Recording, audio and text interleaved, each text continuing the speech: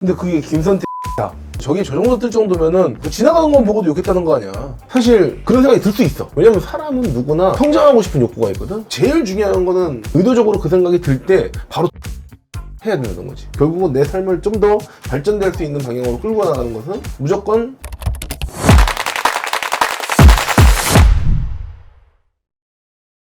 충주시 공무원 조직 내 시기와 질투는 엄청났다. 얼마나 심했으면 충주시 홈페이지 내 김선태 연관 검색어가 저 연관 검색어는 뜨는 거는 그만큼 검색을 많이 했다는 건 맞아. 시청 인트라넷에 근데 그게 김선태를 검색하면 진짜 나빴다. 나쁜 거야 이거는. 저게 저 정도 뜰 정도면은 지나가는 건 보고도 욕했다는 거 아니야. 이게 무슨 말 같지도 않은, 지금 느끼는 거지만은 고생했겠다. 정말 고생했겠다. 여러 가지 이유가 있겠지만 처음부터 열심히 하는 사람이었을 확률이 높지.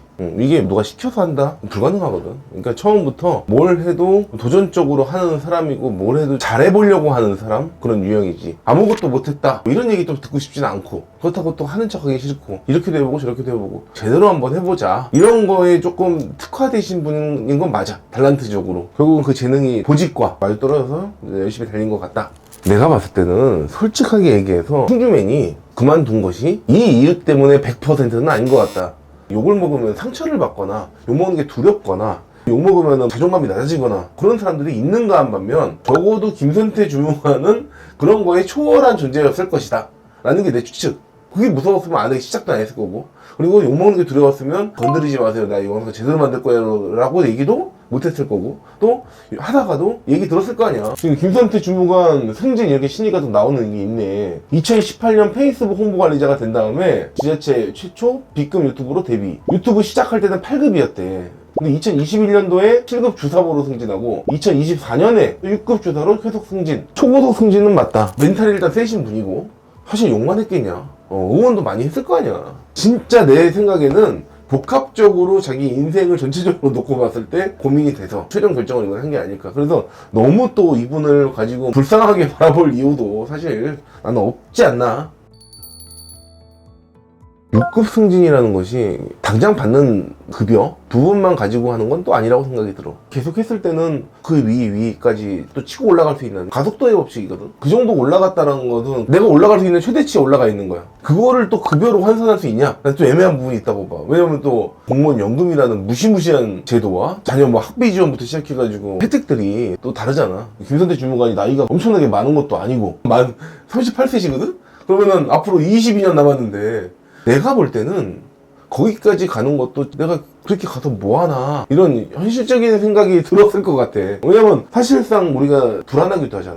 왜냐면 공무원이라는 것이 내가 지금 일이 재밌어 그랬는데 일을 하다가 보직 변경이 나버려. 멘탈이 깨지지 않겠어? 그리고 시장이 바뀌어. 위에 있는 직급자들이 바뀌었어. 그냥 위아래에서 눈치 계속 봐가면서 뭐 이렇게 찍어라 저렇게 찍어라 이제 휘둘릴 것 같은 거지. 총체적으로 봤을 때 박수 칠 때 떠나라로 여기서 마무리하는 게 맞겠다 이런 판단이 들었고, 그래서 보상이 적은 조직에서는 보상이 적다고 느끼는 것이 아니라 현실적으로 좀 더 바라볼 필요가 있고, 그거에 대해서 자기가 오래 있었을 때에 얻어지는 그런 부수적인 효과들, 그런 것들을 총체적으로 생각해보고, 만약에 그렇게 했는데도 나랑 일단 조직 자체가 맞지 않는다라든지 아니면 이 조직에 비전이 없다라고 완전히 느껴질 때는 고민 끝에는 뭐 이직이 맞지 않을까. 자기가 무언가 결정을 할 때는 수일기를 좀 해야 되겠지. 김선태 주무관은 수일기를 했다 치자. 그럼 자기가 버텨갖고 계속 위아래 압박 받으면서 내가 이 조직에서 내 날개를 펼칠 수 있을 거라는 현실적인 고민이 드는 거지. 이미 얼굴이 무기고 콘텐츠 기획력이 무기인 사람이 어딜 가서든 그거를 못 하겠느냐. 이미 입증이 돼 있는 사람인데, 내가 봤을 땐 그냥 지금 유튜브 그냥 하나 열어도 떡상할걸?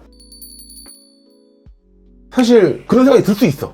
왜냐면 사람은 누구나 성장하고 싶은 욕구가 있거든? 성장하고 싶은 욕구가 있는데 그거를 보통 두 가지로 해결을 하게 돼. 한 사람은 내가 막 죽어라고 해가지고 나도 그렇게 돼야지라고 생각하는 긍정적인 에너지를 쓰는 사람이 있고, 두 번째는 저 사람의 가치를 낮춰서 내 가치가 마치 높아 보이는 것처럼 성장하고 싶어 하는 사람들도 존재하거든. 그러니까 이게 몸에 좋지 않은 불량식품 같은 거야. 땡기는 걸 먹으면 결국 몸이 망가지는 그런 느낌인데, 그것을 안 하려고 노력을 해야 된다. 그래서 의도적으로 그 생각이 들 때 바로 털어버리는 훈련을 해야 된다는 거지. 그 사람을 동경하고 나도 저렇게 하면 되지, 나도 노력해봐야지, 이런 생각을 갖는 것이 내 인생으로 봤을 때도 굉장히 플러스가 된다. 나도 유튜브를 하고 있지만 저 사람처럼 유튜브를 해야지라고 나 생각도 하고, 단란적으로 내가 그렇게 웃기지 않는구나라는 걸 또 현실적으로 인정할 거 인정하고, 대신 나는 조금 더 저 사람의 열정이나 그 노력들, 이겨냈던 그런 멘탈들을 보고 나도 한번 이렇게 적용해봐야지, 한 가지를 또 배워서 나한테 적용하는 그런 식으로 생각하는 것이 당연히 낫지. 욕하면은 있잖아, 내 몸이 더러워져요. 뭔가 우월해진 것 같은 느낌은 착각이고, 그런 착각 같은 거에 빠져서 결국은 자기 길을 못 가는 거지.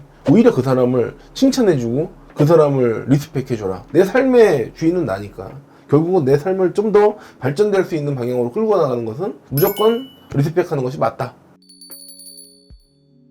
회사에 좋은 일이 돼야 본인에게도 좋은 일이 된다고 생각해야지. 중요한 거는 그런 사고방식 자체가 이 조직도 무너뜨릴 수 있겠지만 제일 중요한 거는 또 삶이 무너지는 거야. 그렇게 생각을 하는 것 자체가 그 사람의 마음도 이미 썩어 문드러져 있는 상태다. 이게 조금 더 나아가면 있잖아, 사람들이 이렇게 생각한다. 회사를 위해서 일하는 거니까 나 대충 할 거야. 굳이 건강관리를 왜 해야 돼? 열심히 운동해봤자 어차피 회사 나갈 때 내가 왜 머리를 잘라? 뭐 머리카락 뭐 대충 나가도 어차피 회사에서만 보기 좋은 사람들 많은가 보다 느낄 텐데. 극단적으로 내가 지금 표현해서 그런데 생각하면 생각할수록 얼마나 어처구니없고 이게 무슨 말도 안 되는 얘기냐는 거지. 그래서 지금 김선태 주무관처럼 이 공무원이라는 그 꽉 막힌 조직에서 7년 동안 죽어라고 파서 결과물을 딱 내니까, 그러니까 결국은 충주시에도 좋고, 그리고 그 위에 있던 뭐 시장도 좋고, 같이 따라왔던 사람도 같이 행진했을 거 아니야. 그러면 다 좋은 건데, 단지 아까 얘기한 것처럼 뭐 남을 위한 거니까 나 안 해라고 생각하는 것 자체가 얼마나 시간 낭비고 무가치한 일이고 그러겠어. 그래서 자기 거에 그냥 최선을 다하는 것이